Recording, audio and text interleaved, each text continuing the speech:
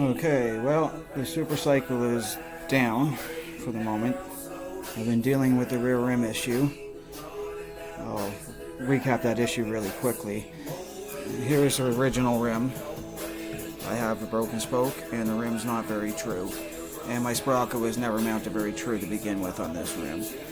So I bought another rim, and during which time I found out that for some reason this rim, at the time it was for some reason, this rim just would not allow the sprocket to line up correctly with the motor. So I kept getting problems with the chain derailing. And it's because it always seemed to, no matter what I did, the sprocket would sit too far in and not far enough out this way. So I tried shimmying up with washers until I ran out of axle space. A little bit of research, because I'm not a bicycle mechanic, I'm a small engine mechanic, right? Certified. But I don't know much about the bicycle mechanics. So I did some research and I found out that what I'm trying to do here is use a rim that is from a frame or that has hardware in it that's 120 millimeter. When really this frame has to have hardware in an axle that's 135 millimeters. That's why this rim works and that one doesn't. So I proceeded to try to swap the hardware around. Had asked the shops to do it. The shops didn't really do the job. They just threw an inner tube on the broken rim and repacked the axles with grease, which actually made the bearings not as good. So anyway, that's what I'm working with right there. I very quickly found out that I needed the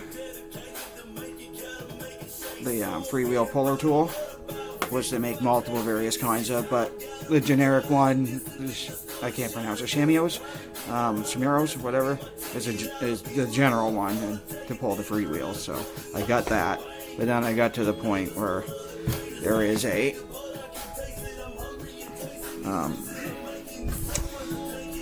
if you look closely, it's so hard with this lighting. Okay, so like you got your lock nut here, that's okay, 18 I think, 18 millimeter standard box wrench will fit on that, but to get behind there and get that, which is basically the outer race for the bearings as well, and allows you to pull the axle out, your standard box wrench will not fit on that, so I had to order that tool as well, and I'm waiting on it right now. And once I get that, then I should be able to swap this 135 millimeter hardware over to this rim, thus making that rim function and line up the sprocket correctly with the motor. That's the hope anyway. Okay, so while it's down, I'm sitting here staring at it and it's driving me nuts. Like, I mean, I gotta do something with it. I can't just look at it. I'd love to be able to drive it, but I can't. So I was thinking, hey, I've been working on this motor right here, right? That's going to be part of another video series. But while I was working on it, I knew I needed an intake manifold for it, so I polished and, well, poured it. I don't generally polish the intake ends. I decked and poured it quite well, this manifold. Got rid of that seam in there. I don't know if you can see it, but it's quite a bit of an improvement over the factory anyway.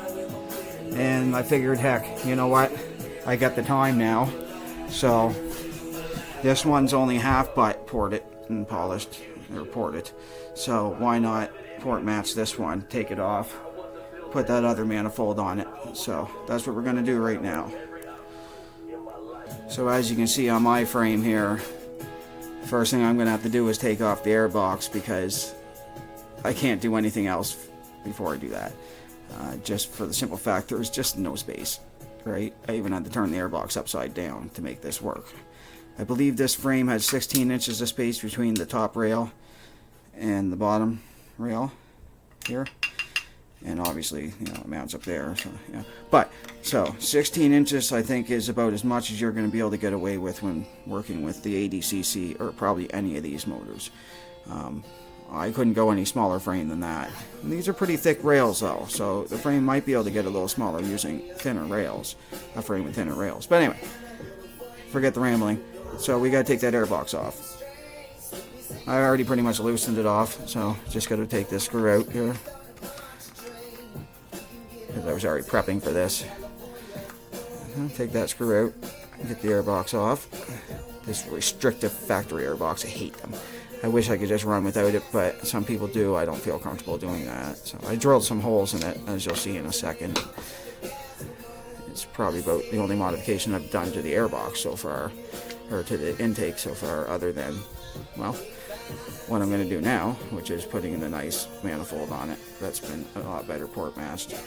So as you can see, some better lighting here. I drilled holes there and a hole there. I can't remember exactly what size, but I started 1/4 inch. I think it went a little bigger, but yeah, just to let it breathe a little better. Okay, so now I'm just going to remove the carburetor and just let it hang there. It doesn't really need to come right off like a bike. So I think I already loosened this off. Yeah, I did. So I can probably just pull it off from here. Now to get the airbox off. Oh, come on. Try to do this one-handed here. Okay. No, I remember now. Because of this frame being so tight of a fit, this has to come off. So this here has to come off because this frame is such a tight fit. Sorry, the poor camera work. So I gotta pull that out first. Okay, so let's just get that throttle and slide out of the carburetor so we can remove the carburetor off the manifold. There we go. Just let that hang there. Now, because I already loosened this, I should just be able to pull this off. There we go, that's better. We'll just let it hang there. You don't want it to tilt too much because fuel could spill out of your flow pole side here, so you know. So now we got two 10mm hex nuts we got to deal with. Yeah, I got the factory crap on there, but hey, does the job. I got the studs Loctited in there, so the nuts themselves should just come off and nothing else. We'll see. We need the 10mm for that. Right, 10mm.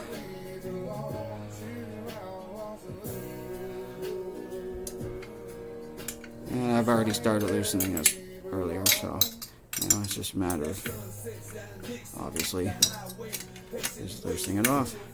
So we want to do both of them. I try not to loosen them off both too much at like once. I try to go from side to side like this. That way I'm not chancing warping it.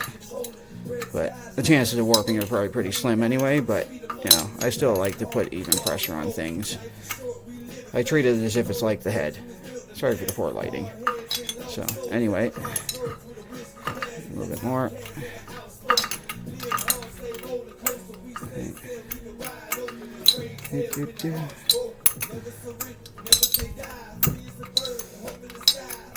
Okay, back to this side because I don't want to get too much one side. Oh yeah, we're already too loose anyway, it doesn't matter.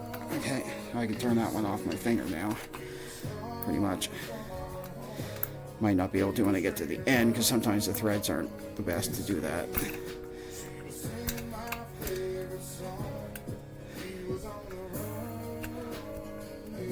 Okay, you get the idea. I need 2 hands. Well, that kind of sucks. The Loctite didn't really do its job in there, but I think it's probably because while it was setting, I still had the dick with it. So we'll worry about that down the road. I'm just going to put her back in because, you know, there's more I'm going to be doing to this block anyway, so I'm not Loctiting these in anyway.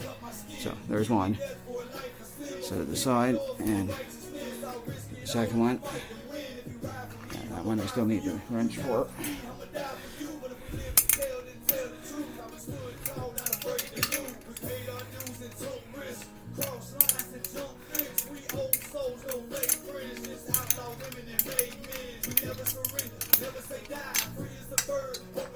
Holy crap. I wonder if the stud's coming out in this one too. We'll see. I think it is. So I think I got the studs coming out on both of them. Yeah, I do. Yeah, okay, well, whatever. It's not a huge deal. That just means the lock nuts are set to the length. There. So here's the intake manifold I had on it. This is some better lighting here. As you can see, this one's ported pretty good too, actually. I guess I did a better job on it than I thought. But I believe that seam is still on this one. Yeah, see, so there's still more work I could do there. I don't know if you can see that, but so the other manifold most definitely is a better one to be using. Like you can almost see right through it right there. Right? So that's going to give much better flow. Just definitely will be using that on my brand new motor. And then I'll put a little bit of effort into this one. It's a little bit more effort. It's widened pretty good, but it definitely could use some deeper porting, right? And get rid of that seam. So let's put this on, and it should run a little bit better with that. Okay, pretty simplistic. We're just gonna, we're gonna put the bolts back in. Bolt down our manifold, snug it up. Again, sorry for the lighting. It's dim outside today, and like that's got no friggin' brightness whatsoever. Crap ass place. But anyway, so the gasket, but you can't see it because I can't get the proper lighting here. It's pretty much glued to there, so I don't have to worry about getting that lined up. So, and it is cut to fit the port, so it's just a matter of putting the studs in after attaching the manifold. So we'll do that right now. So you just kind of get those in there finger tight, right? This one's going in pretty easy. The other one's going in fairly stiff, and I suspect it's because I did put Loctite on them at first, so the threads are kind of messy. So I'm gonna have to use a wrench on the other side to get it all the way seated finger tight anyway, I think. Yeah, so we use a wrench on the other side and then go from there.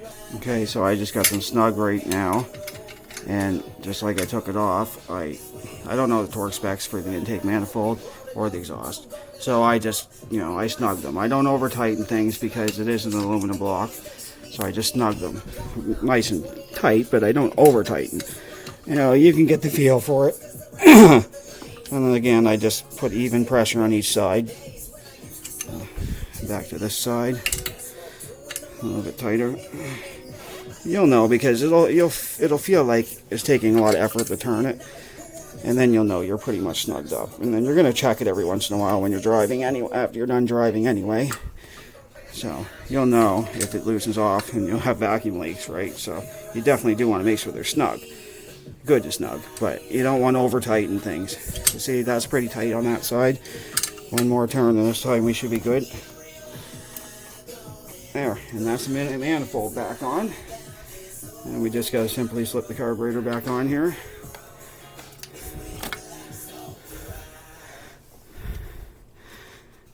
Oh, my fuel line came off, but that's okay. Alright, so I just slipped the carburetor back on, just like that. Now, I got to use two hands for this, so I got to put the camera down, but I'm just going to basically hold it. I'm going to use the Phillips to tighten that, and then I'll finish it with the box wrench to make sure, because this is important that it's tight here, otherwise you'll end up with vacuum leaks around those slits. Oh yeah, and obviously I got to reinsert the slide, throttle slide, so I got to look at it. And actually I should have done that before I put this back on, but I can do it like this too, I believe, but let's do that first. Okay, there, so we got the slide back in there, and we're just going to push her down. Got to make sure everything's lined up. Otherwise your slide will not go in correctly and you'll have issues. And just tighten this down. Again, it doesn't have to be torqued, it just has to be tightened. Come on. I'm trying to do this one-handed here. There we go. No. There. Just tighten it. Keep an eye on that too as you're driving here and there. That's one thing you want to check because you don't want it to loosen off on you. Usually I have a zip tie on that fuel line back there, but I don't have one on it right now because I've been fiddling with it, right? And it's a pain in the ass cut zip ties off every time you got to do something. So there's the throttle, reconnect it, and I'll put the fuel line back on right now. Ooh, it shrunk. No, it's not. Yay. No, it didn't shrink. It's just because the carburetor's trying to cut it nice and to the length that it should be. There we go, back on there. We'll push it on tighter in a second, but see. So now I'm going to take the Phillips, I'm going to hold it tight against the throttle body or manifold, and then tighten it with the Phillips. Then I'll finish it off with the box wrench like I was saying before. Do that right now. Phillips screwdriver. But I got to hold it with the other hand, so I got to put the camera down. But you know, you just tighten with the Phillips screwdriver first. Finish off with the 10mm box. So I'm going to do that right now. So as you can see, I got a good snug on there now using the Phillips. Now I'm going to torque it down just a little bit using the box wrench. And that ensures that we don't have any vacuum leaks. But I pushed it on tight before I snugged with the Phillips to ensure that we don't have any vacuum leaks here where it seats. And I do have the O-ring, that's why it's not seating 100% against the manifold. It came with the O-ring, so I'm using it. But yeah, and just torque it down tight. Don't over torque it, but tight. See these little slits here? You don't want air making it past there and giving you vacuum leaks and making it impossible to set your idle.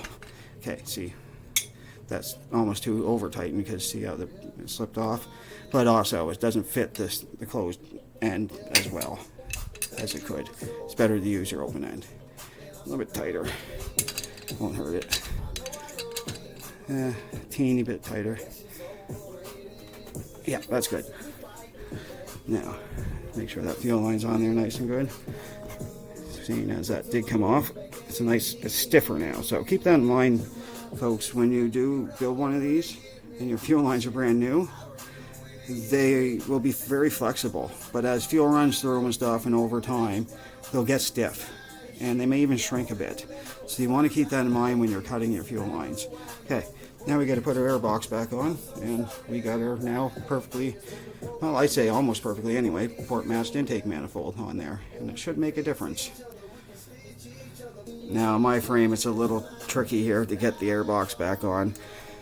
What I tend to do is just get in there first, like this, and just let the frame hold it for a second. And I'll grab my Phillips, which does seem to have a magnetized tip, which helps a lot. And I'll get on the screw, and I'll try to find a spot where it threads in, and I'll get that first screw started. Right, and then I'll just tighten it up from there. So that's what I got to do, and that's what I'm going to do. I can't do it with one hand though. Sorry, I got to hold the airbox at the same time and guide it. So, but I think you guys get the idea there.